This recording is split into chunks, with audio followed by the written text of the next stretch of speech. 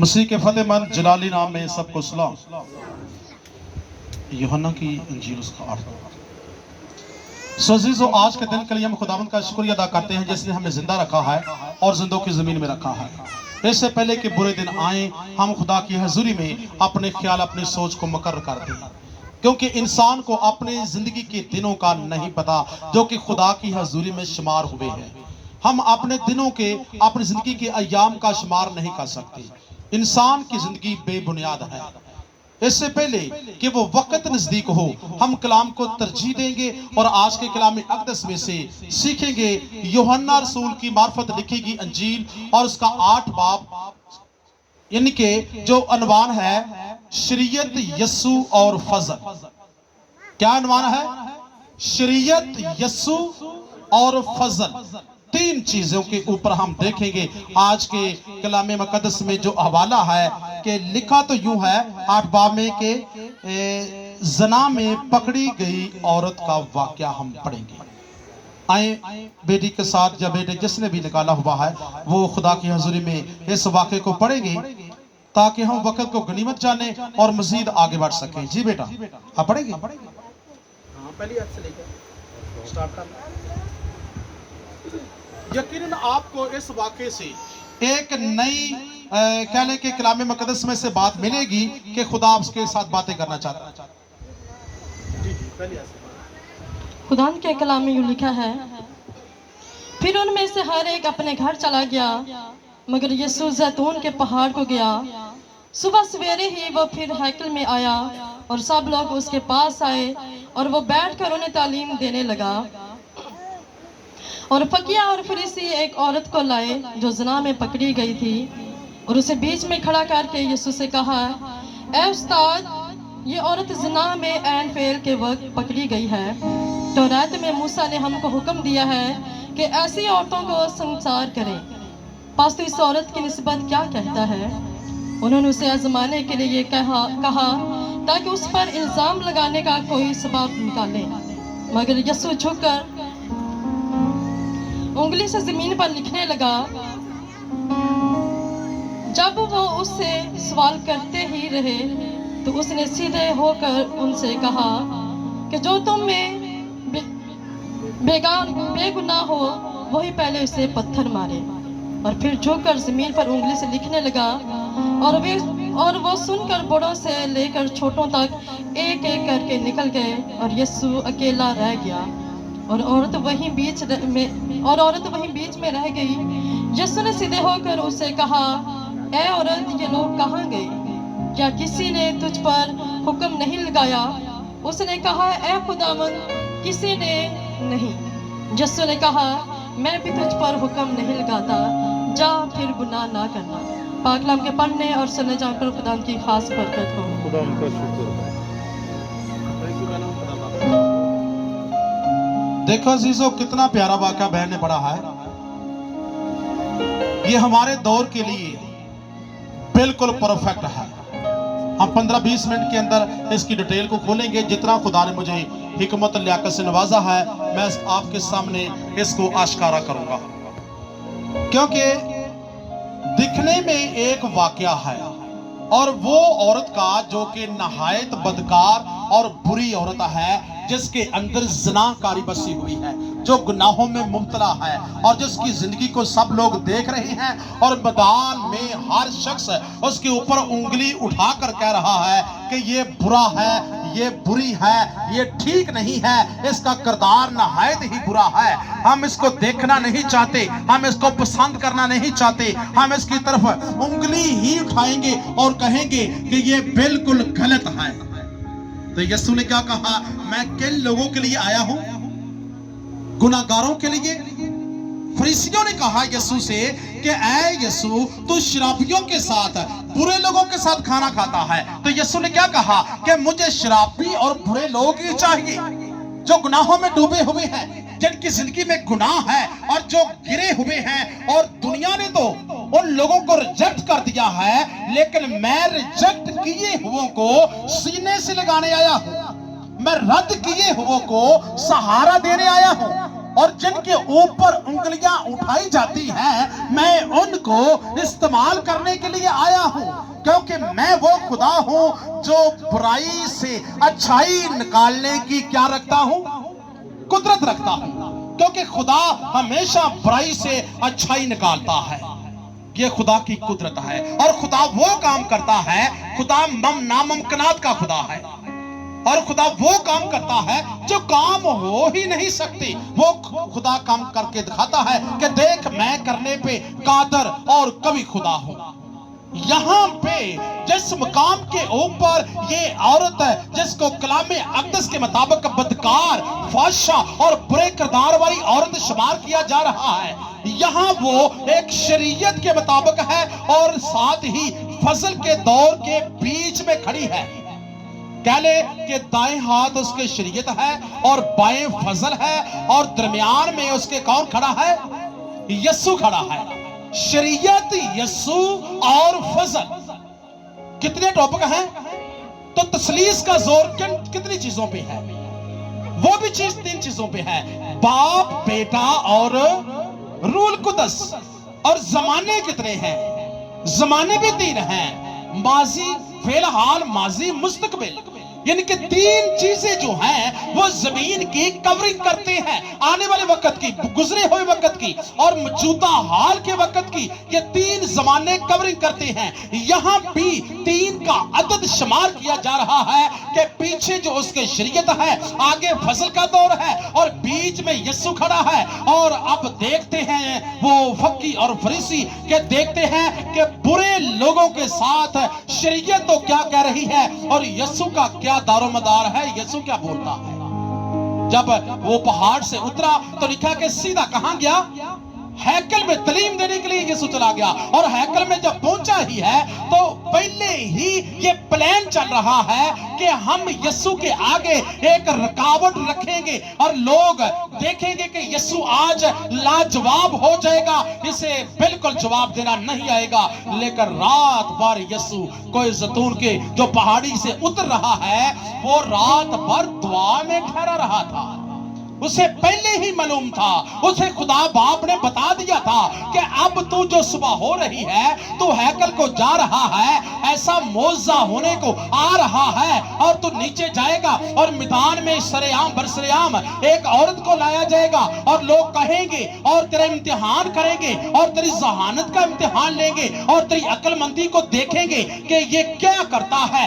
لیکن وہ لوگ یہ نہیں جانتے تھے کہ واعظ نبی نے اس سے پہلے کہہ دیا تھا کہ دنیا میں ایک حکمت ہے، اور حکمت نے پوری دنیا کو بچا لیا، اور جس شخص کے اندر وہ حکمت تھی وہ کنگال اور مسمار کیا ہوا اور کچلا ہوا سرکنڈا تھا، لیکن اس نے پورے شہر کو تو بچا لیا، لیکن آپ خود کیا ہو گیا؟ مسمار کیا گیا، کچلا گیا، ہمارے گناہوں کی خاطر اس کو صلیب پر چڑھا دیا گیا، اور وہ کچلا ہوا سرکنڈا یہاں کھڑا ہے۔ اس کا امتحان کرنے کے لیے فقی اور فریسی وہاں موجود ہیں، اور کہتے ہیں کہ دیکھتے ہیں آج یسوع کی ذہانت کیا ہے۔ لیکن یسوع، آپ اور میں سب جانتے ہیں کہ یسوع تو حکمت کا بادشاہ ہے نا، یسوع کا نام تو حکمت ہے، یسوع کا نام تو عقل مندی ہے، یسوع کا نام فہم ہے، اور یسوع کا نام ہی روح پاک ہے، اور یسوع کا نام ہی وہ روح اللہ ہے جو پانیوں کی سطح پر جنبش کرتی تھی۔ وہی روح یہاں پہ پہنچی ہوئی، آپ جسمانی لبادہ پہن کر یہاں عورت کا انصاف کرنے کے لیے میدان میں کھڑی ہے، اور سامنے عورت ہے، اور درمیان میں لوگ جو کھڑے ہیں ان کے ہاتھوں میں پتھر ہے۔ وہ کہتے ہیں کہ ایک شب، ایک لفظ بھی اگر یسوع غلط بولے گا تو اسی وقت ہمیں شریعت کے مطابق حکم ہے کہ اس عورت سمیت یسوع کو بھی سنسار کر دیا جائے گا۔ لیکن یسوع سارے پلان کو رات کو جانتا تھا کہ یہ ہونے والا ہے، کیونکہ وہ پہلے کی خبر رکھتا ہے۔ اگر یہ نہ ہوتا تو یسوع خداوند تو نہ کہلایا، پھر اگر یہ نہ ہوتا تو یسوع موت پر فتح منجد نہ پاتا، اگر یہ نہ ہوتا تو اس کی قبر آج خالی نہ ہوتی، کیونکہ وہ خداوندوں کا خدا اور لکھا ہے کہ بادشاہوں کا بادشاہ ہے، اور اس کی ران کے اوپر لکھا ہوا ہے، اور وہ کہتا ہے موت اور عالم روا کی کنجیاں मेरे पास है और जो मुझ पर ईमान लाएगा वो हलाक ना होगा बल्कि हमेशा की जिंदगी पाएगा। उसके तो दावे हैं, वो जिंदगी का दावा करता है, वो असली राह का दावा करता है, वो हक का दावा करता है कि हक मेरे पास है, जिंदगी मेरे पास है और सच्चाई की राह मेरे पास है। तो इस बात के ऊपर जो फकी फरीसी थे वो जेलस होते थे। वो कहते थे कि यीशु ऐसे कैसे कह सकता है, इसका जबकि जो माँ इसकी है, इसका बाप जो है, जो कहलवाया जाता था, वो तो जमीन पे तरहानों का काम करता है, हमारे दरमियान ये काम काज करते हैं, ये कहां से नबी मुकर्रर हो गया, ये कहां से रसूल आ गया। उसको तस्लीम वो नहीं करते थे। यीशु जैसे वो खड़ा है तो फकीरों ने कहा कि ऐ उस्ताद, ये औरत ऐन फेल के वक्त पकड़ी गई है, तू इसके बारे में क्या कहता है। तो यीशु ने आगे से क्या जवाब दिया, वो क्या करने लगा, उंगली से जमीन पर लिखने लगा, क्योंकि यीशु बीच में खड़ा है। मैंने कहा है कि शरीयत उसके दाएं है और जो फजल उसके बाएं है, और बीच में यीशु खड़ा होकर एक दुनिया को फजल के दौर में कन्वर्ट करना चाहता है। वो कहने के बदले को रहम दिली में तब्दील करना यहां जा रहा है, और वो कहने के दुश्मनी को मोहब्बत में बदल देना चाहता है। क्योंकि आज इस वक्त के दौर में जहां वो औरत खड़ी है, ये यकीनन एक दुनिया को बदलने का एक वक्त है। औरत बीच में कह ले कि वो गुनहगार औरत है, वो गुनाह नहीं बल्कि गुनहगार नहीं बल्कि गुनाह खड़ा है। तो गुनाह को यीशु हमेशा शिकस्त देता है, गुनाह को यीशु हमेशा माफ देता है, जीरो कर देता है, और उसका फजल जो है वो हम सब के लिए काफी है। हम कहते हैं कि तेरा फजल मेरे लिए काफी है। यहाँ यीशु फजल को ज़ाहिर करना चाह रहा है। और जब फरीसियों ने कहा कि तू इसके हक में क्या कहता है, तो यीशु जमीन पर उंगली से लिखने लगा, और लिखते लिखते उसने क्या कहा कि जो बेगुनाह है पहले उसके वो पत्थर मारे।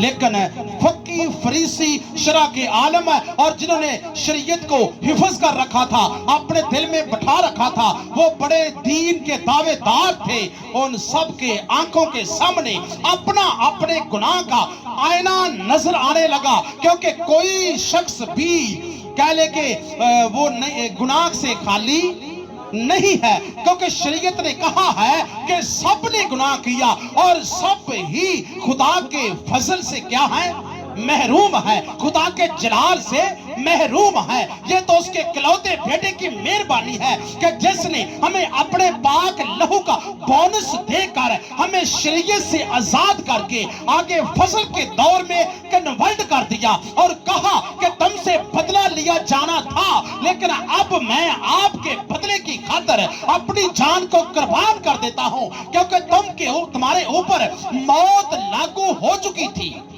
लेकिन उस मौत को मैं अपने ऊपर लेता हूं। यहां यीशु इस बात को जाहिर कर रहा है। उसने कहा कि शरीयत जो तुम्हारी है वो किसी को माफ नहीं करती, शरीयत कभी किसी को माफ नहीं करती, क्योंकि शरीयत जो है वो यीशु तक लाने को हमारा क्या रही है, उस्ताद रही है। जब हम यीशु के हवाले कर दिए गए, शरीयत ने हमें पकड़ा और यीशु को दे दिया, कहा कि ये दुनिया तू ले ले क्योंकि ये मेरे बस से बाहर है। शरीयत का मतलब क्या है?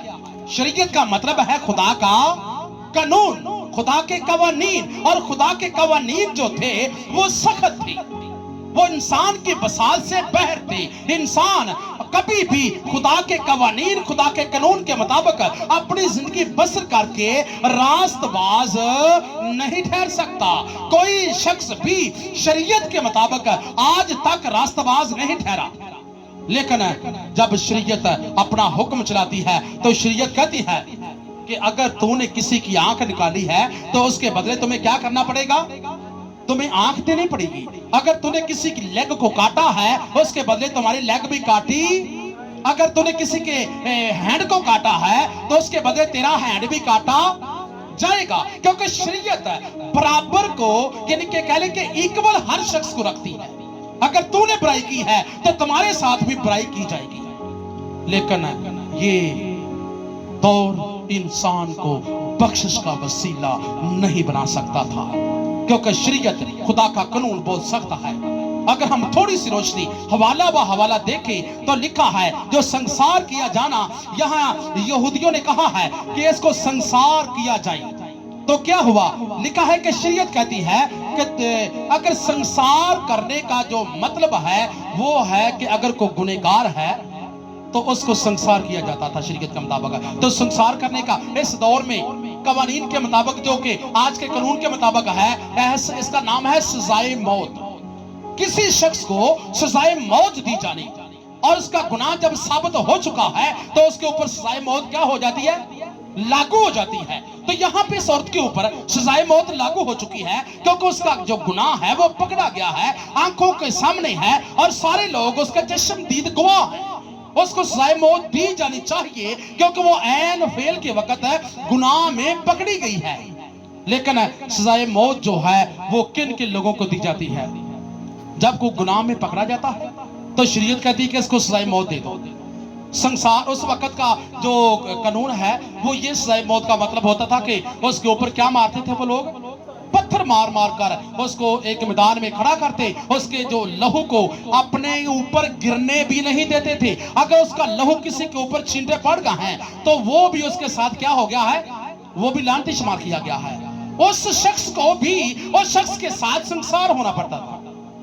इसीलिए कि यहाँ इस औरत की सजाए मौत जो थी वो एक गुनाह के बना पर थी, और गुनाह के बना पर जिस शख्स के अंदर ये 5-6 निशानियां होती हैं, वो शरीयत जो है जो पीछे गुजर चुकी है मूसवी दौर के मुताबिक, वो किसी शख्स को भी इस समंदर से पार नहीं जाने देती, दरिया के पार नहीं जाने देती, और फसल के मतहत नहीं होने देती। इसीलिए कि पहला जो मरहला है शरीयत में लिखा है, अहबार की किताब उसका 20 बाब का मुतालिया करे तो आपको शरीयत के तकाजों का पता चल जाएगा। पहले में लिखा है कि अगर तो दूसरे की बीवी के का यानी कि अपने गुआंढी ने कहना अपने गुआंढी दा बीवी दा यानी कि की करना, अपने गुआंढी दी बीवी दा लालच ना करना। लिखा है कि जो शख्स किसी की बीवी के साथ बुरे ताल्लुक रखता है तो शरीयत कहती थी कि साबित होने पर इसे संसार कर दिया जाएगा, क्योंकि शरीयत कहती है कि ये अनहोनी बात है और नहायत ही बुरी बात है, उसे संसार कर दो। पहली बात। दूसरी बात है कि जिनात के यारों के पास जाने वाले लोगों को भी संसार कर दिया जाए, जो कि जादूगरों के पास जाते हैं और यीशु को रद्द करते हैं और कहते हैं कि साडा काम छेती हो जावे, यीशु ने बड़ी देर ला देनी। ऐसे लोग मैं वेखे वो कहते हैं कि दुआवां विच ना दरअसल देर पै जाती है, तो कोई असीं मजबूर की करिए, वो कहे जादूगर को चले गए या किसी बाबे पीर को चले गए, तवीज धागे के हवाले हो गए, तो गम उस तो भी ज्यादा की हो गया, क्योंकि क्या लिखा है कि गैरों के पास जाने वालों का गम बढ़ जाएगा। तो खुदा ने कहा कि ऐसा शख्स आपको साबित हो जाए तो उसे संसार कर दो, वो भी इस संसार के लायक है। और तीसरी के किसी जानवर से जमा करने वाला या अपनी औलाद को बुतों के आगे क्या करने वाला? ज़बह करने वाला, ठीक है, या गैर मबूद के लिए कुर्बानी चढ़ाने वाला, या जानी और जानिया यानी कि जो जान से मारे जाएं अगर वो साबित हो जाएं, या सब्बत के दिन काम करने वाला शख्स भी, इन लोगों को खुदा कहता था कि मैंने चंद बताए हैं, इन लोगों को खुदा कहता है शरीयत के मुताबिक कि इनको सजाए मौत दे दो, क्योंकि ये माफी के काबिल नहीं है, शरीयत इनको माफ नहीं करती। लेकिन जब इनके बीच में यीशु आ खड़ा हुआ तो वो कहता है कि मैं तुम्हें फजल के मुताबिक जिंदगी बसर करने की कहता हूं। जब हम फजल के मुताबिक आ गए तो फजल के मुताबिक हमें मिलेगा जो बेगुनाह है वो पत्थर मारे। किसने कहा? यीशु ने कहा वहां खड़े हुए लोगों से कि जो बेगुनाह है वो पत्थर मारे, दूसरा ना मारे। जिसने आज तक गुनाह नहीं किया वो इस औरत के पत्थर मारे। वो यहाँ आकर वो शरीयत के मुताबिक यीशु नहीं चल रहा, बल्कि क्या कर रहा है? वो एक फजल की एक नई लहर हमें दिखा रहा है कि अब हमें देखना है कि अगर हम किसी के ऊपर पत्थर मारते हैं तो हम पहले अपने गिरेबान को नहीं देखेंगे। मैं कहता हूं कि भाई नदीम तो बहुत बुरा है, तो मुझे ये देखना चाहिए कि मैं अगर ये बुरा है ना तो मेरे गुनाह भी तो बहुत ज्यादा है। भाई शौकत बहुत बुरा है, दूसरा कह रहा है उसे पहले ये देखना है कि अगर ये बुरा है तो मुझे पहले अपने गिरेबान में देखना है मैंने माजी में क्या क्या किया है। हर शख्स गुनहगार है, सबने गुनाह किया है और सब ही खुदा के फजल से क्या है, महरूम है। किसी को खुदा का फजल अपने ईमान के मुताबिक नहीं मिल सकता। इंसान को बख्शिश का वसीला अपने ईमान के मुताबिक नहीं मिल सकता। इसीलिए यीशु कहता है कि जो बेगुनाह है वो किसी दूसरे के ऊपर उंगली उठाई, वो दूसरे के लिए पत्थर मारी। और तीसरी बात है वो कहता है कि इल्जाम ना लगाओ। ये मत्ती की अंजील फजल के दौर में आ गया। उसने कहा कि इल्जाम अगर कोई बहुत बुरा है तो आंदा कोई बुरा है ते तेनू की है चंगिया। रब कहता है कोई बुरा है ते तेनू की है चंगिया, मैं तेथों हिसाब किते उंदा तो नहीं मंगया। अगर वो बुरा है तो वो अपनी भुगतेगा, अगर तू अच्छा है तो कहता है को अपने आप को संभाल, क्योंकि तू शायद के तू बख्शिश, शायद तेरी बख्शिश हो शायद।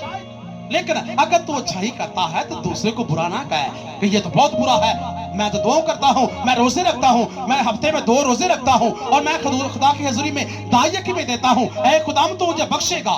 तो खुदा ने कहा नहीं, बल्कि जो पीछे खड़ा था वो कहता है खुदावंद मैं गुनहगार हूँ, मुझसे बहुत गुनाह सरजद हुए हैं, मुझे माफ करना। मैं इस काबिल नहीं कि मैं अपनी आंखें उठाकर तेरी हजूरी में दुआ भी कर सकूं। तो खुदा ने कहा कौन बख्शिश के काबिल है, जो पीछे खड़ा है या पहले वाला? जो पीछे वाला, जिसने कहा कि खुदावंद मैं गुनहगार हूं, मैं तो दुनिया से भी बहुत नहायत बुरा हूं, मुझे माफ कर दे।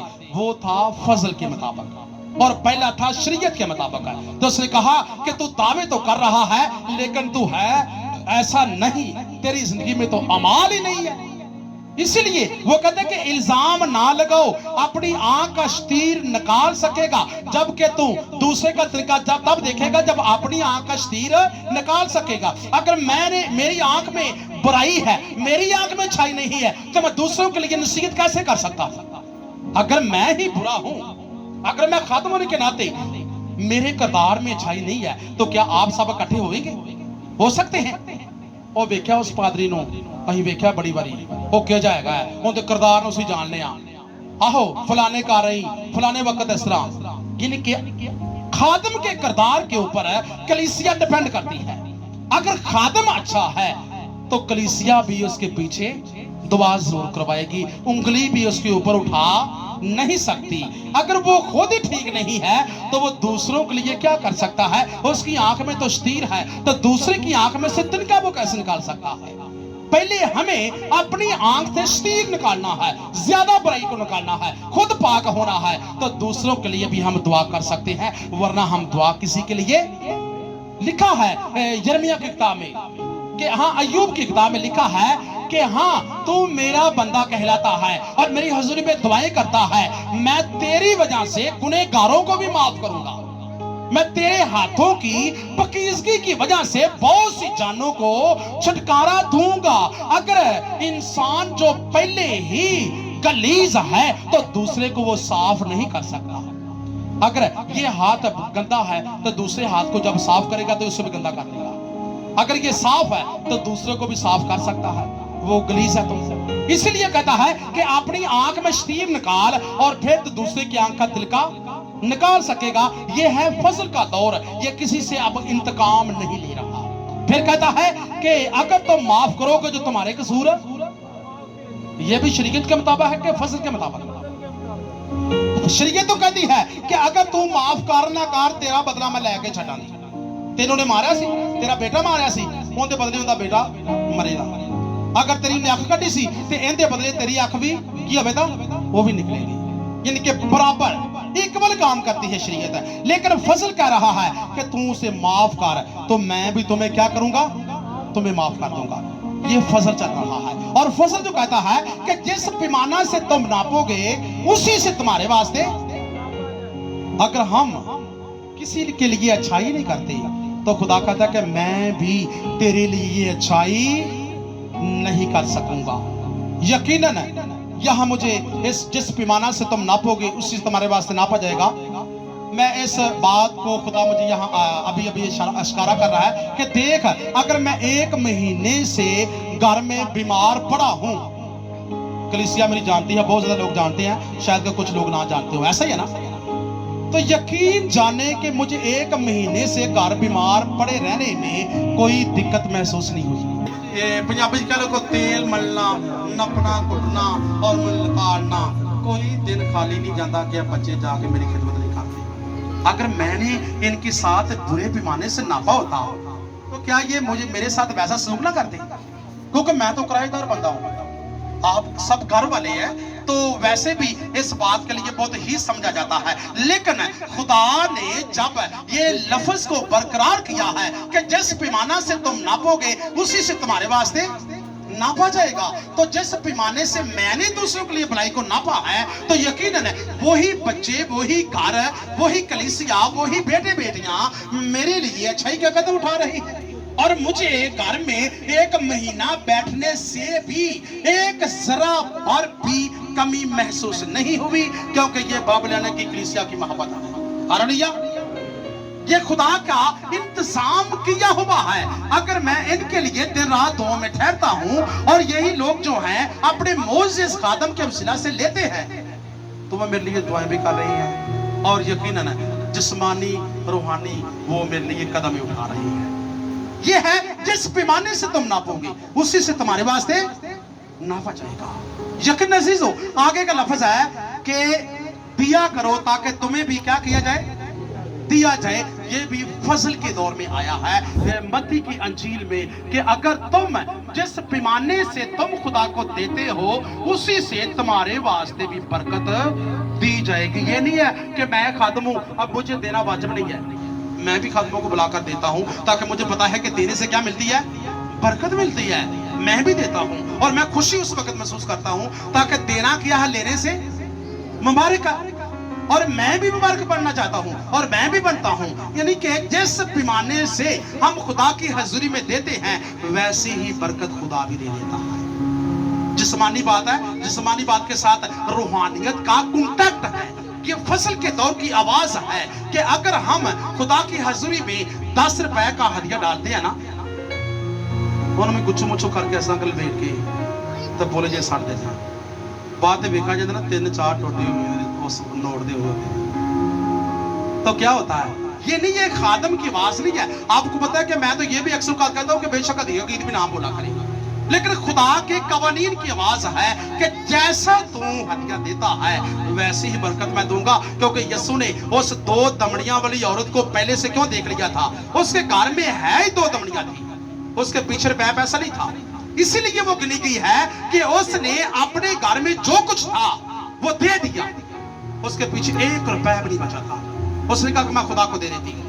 तो यीशु ने देखा, उसने कहा कि तुमसे ज्यादा मुबारक है जिसने अपना सब कुछ दे दिया है, क्योंकि ये आने वाले वक्त में कलामे मुकद्दस में इसका नाम कलम बंद किया जाएगा, क्योंकि वैसी बरकत मिली उसको और अब तक लोग उसके दिए को सहलाते हैं, उसको बरकत का सबब बनाते हैं। और ऐसे भी लोग हैं, ये भी मैं आपको बता दूं कि ये नहीं, यहाँ पे रास्ते जाते वक्त मेरे घर में पहुंचते हैं बहनें हैं, वो देती हैं, वो कहती है कि नहीं मैं उनको बोलता हूं कि बहना या भाई आपके पास है, ये नहीं कि आपके पास है तब ले जाइए, बेशक मुझे नहीं जरूरत। वो कहते नहीं मैं खुशी दे रही हूं, क्योंकि मैं अपनी खिदमत के रूल को खराब नहीं करता। मैं उनको पूछता जरूर हूं कि अगर आपके पास नहीं तो आप ले सकते हैं, ये नहीं आपको मजबूरी है, लेकिन कहते नहीं हमें खुदा ने कहा है कि दिया करो, हमें देना है। वो बहनें यहाँ भी मौजूद है और भाई भी है, इस तरह की खिदमत वो करते हैं। और खुदा हमेशा इंसान के रुपए पैसे में उस वक्त जंग नहीं लगाता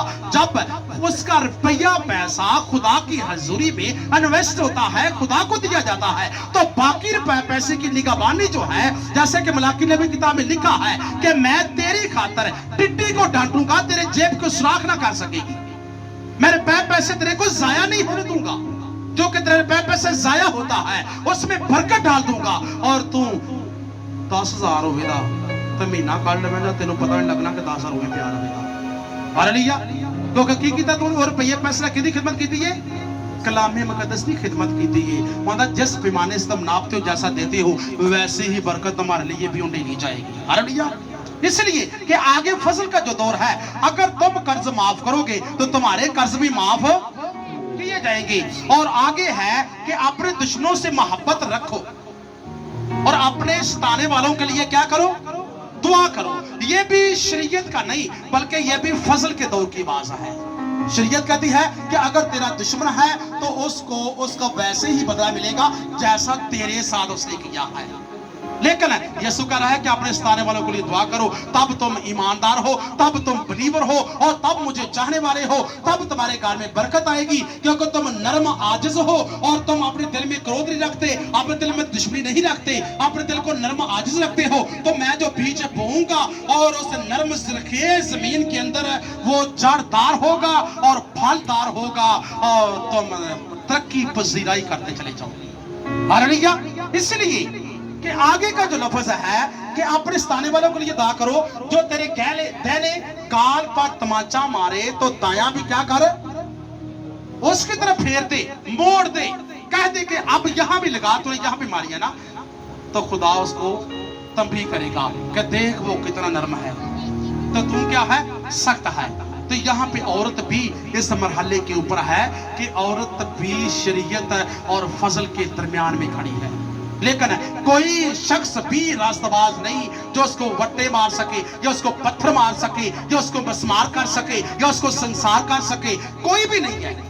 एक शख्स भी फजल के मुताबिक नहीं है। तो सबके दिलों के अंदर गुनाह था और सबके जिस्मों के अंदर गुनाह था, सबकी जिंदगी के अंदर गुनाह था। और जैसे ही यीशु ने बोला और सबको अपने गुनाहों का आईना नजर आने लगा और सबने पत्थर फेंके और फेंक कर वहां से चल दिए। और यीशु ने कहा क्या किसी ने तुझ पर गुनाह अपना क्या इल्जाम नहीं लगाया, किसी ने तुझे मस्मार नहीं किया, किसी ने तुझे संसार नहीं किया, तय खुदावंद किसी ने नहीं किया। तो लफ्ज यीशु ने क्या बोला कि जा मैं भी तुझ पर इल्जाम नहीं लगाता, तेरे गुनाह माफ हुए लेकिन आइंदा गुनाह ना करना, क्योंकि तू फजल के मुताबिक आ चुकी है। अगर शरीयत के मुताबिक होती, क्योंकि शरीयत को फजल में कन्वर्ट करना बहुत बुरा, बहुत कह ले कि मुश्किल मरहला है। अगर ऐसा यीशु ने किया तो यीशु को उस वक्त के फरीसियों ने, शरा के आलमों ने सलीब पर खींच दिया, मारा और इस तरह की अनहोनी मौत दी कि लोग उसकी तरफ देखकर अपनी आंखें मूंद रहे थे, क्योंकि उसने शरीयत को फजल में बदला था। अगर वो यीशु हमें शरीयत से आजाद ना करता तो हम भी फजल में आज ना आते, क्योंकि यीशु बीच में खड़ा होकर शरीयत को अपनी कुर्बानी देता है कि ऐ शरीयत, मैं इस जहान की जो आने वाला है इसके लिए मैं अपनी कुर्बानी देता हूं, क्योंकि तू क्या करती है, गुनाह की मजदूरी मौत है।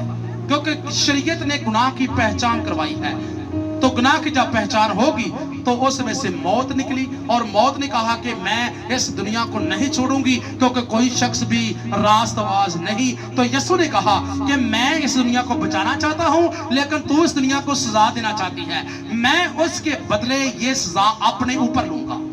अपने ऊपर यीशु ने वो सजा ली और इंसान को शरीयत से आजाद करके फजल के दौर में कन्वर्ट कर दिया। आज अगर हम जो भी जितने शख्स भी आज फजल के मुताबिक हैं, अगर हम शरीयत के मुताबिक हैं, हम दूसरे को माफ नहीं करेंगे। अगर हम फजल के मुताबिक हैं, तो अगर किसी ने आपका गुनाह किया है, आपके साथ बुरा सलूक किया है, आपके साथ बुरा बोला है, आपके घर वालों के साथ अच्छा सलूक नहीं किया, तो शरीयत नहीं कहती, बल्कि अब किसका दौर है, फजल का दौर है। फजल कह रहा है कि तू उसको क्या कर, माफ कर दे। अगर तुम एक दूसरे के कसूर माफ करोगे तो तुम्हारे कसूर भी माफ किए जाएंगे। ये फजल का दौर कह रहा है। अगर हमें अपनी बख्शिश चाहिए तो हम एक दूसरे के कसूर माफ करें, एक दूसरे के पास बैठे हुए के कसूर माफ करें।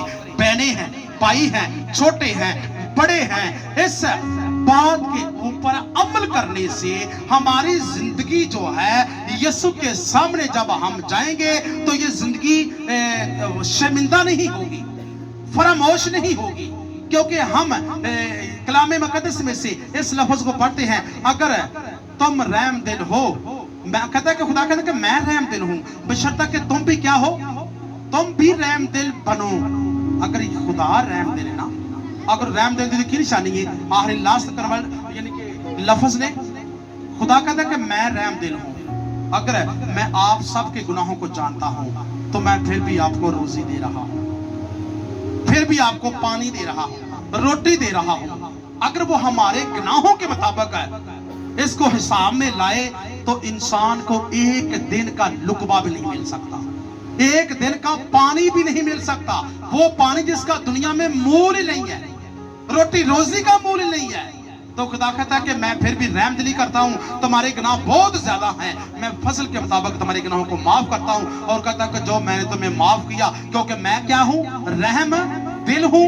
अगर तुम भी ऐसा रवैया मेरे वाला इस्तेमाल करोगे, तो तुम भी ऐसा कहोगे, तो एक दूसरे के कसूर तुम भी माफ करोगे। तो जब मेरे सामने पेश होगे तो मैं कहूंगा कि तूने दुनिया को माफ किया तो मैंने तुझे माफ किया। ये कहते हैं अरबी के मुताबिक हकूकल बात, इंसान के हकूक, इंसान के हकूक अगर हम देंगे, एक दूसरे को माफ करेंगे, तो खुदा कहता है कि मैं भी तुम्हें माफ करूंगा, क्योंकि ये फजल के दौर में हम रह रहे हैं। फजल के दौर के मुताबिक है, हमें रहम दिल होना है। आए अपनी आंखों को बंद करें, क्योंकि अगर हमारी बरकत रुकी है तो हम एक दूसरे को माफ नहीं कर रहे हैं, क्योंकि हम फजल के दौर में रहते हुए ये काम नहीं कर रहे हैं। हमारी बरकतें रुक चुकी हैं, हमारे घर में बरकत नहीं आ रही, रुपए पैसे की बरकत नहीं आ रही, औलाद की बरकत नहीं आ रही, और हमारे घर में तंदुरुस्ती की बरकत नहीं आ रही। क्यों? क्योंकि इन बातों की हम वो खुदा जो रहम दिल है वो कहता है कि तुम माफ करो, मैं भी तुम्हारे कसूर माफ करूंगा। अगर आपका किसी ने को बुरा किया है, आज दुआ में उसको माफ करना शुरू करो।